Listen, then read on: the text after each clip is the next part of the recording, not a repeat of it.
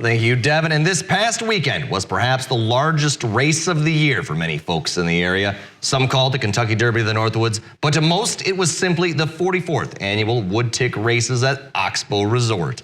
On Saturday, people from far and wide came flooding into the small community of Oxbow as they came to the Flambeau River. 136 Wood Ticks were entered into a March Madness style bracket system there. The Wood Ticks faced off 1 versus 1 on a circular track.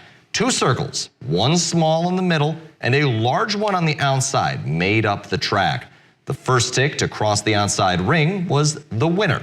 One of the furthest breeders of ticks came all the way from Mississippi and raced their Mississippi Moonshine Tick. The racing went on for 4 hours, beginning at 1 in the afternoon, until a winner was eventually crowned. The quickest tick of them all was named number 239 from Ladysmith, Wisconsin, with tick breeder Bob. Tick Biggs Jr., my entrant, was killed in the first round, sadly. Tick Biggs Sr. was killed last year. And didn't the winner eventually get killed too? Yes, the winner is just the last tick to die. But yeah, it was a good time out there. 134 entrants this year. It was I was a little concerned driving over there. Over to Oxbow because it was on it as I drove west on Saturday. It got a little cloudier and a little cloudier, and then it did start to rain a little bit at times. And I was like, oh man, I was like, this is not the weather for it.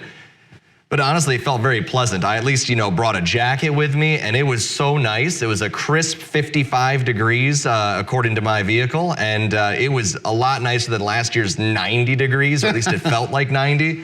It was a tough one last year. You just didn't have Hans Leck. I didn't have Hans Leck this year. Tick, Hans dressed up as the Tick was a missing sight. Yeah, and Tick Biggs Sr. was dead.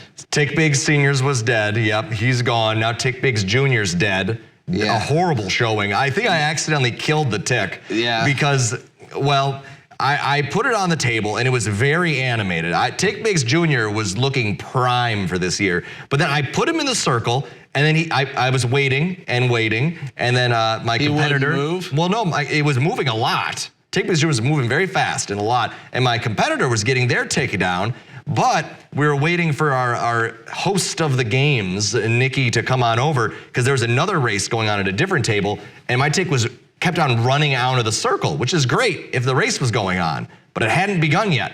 So I kept on having to shove him back into the circle, and then so I just put him back into the cup that I had gotten him with, and then then I had to re-put him down on the table, but then he wouldn't want to come out of the cup, so I was banging the cup onto the table for the second time, and I think I hit it down, and he fell out, but I didn't notice quick enough, and then I hit down again thinking he was still in the cup, and I think I kind of squished him a bit and broke a couple legs in the process because he was not moving fast after that accidental squishing. Well.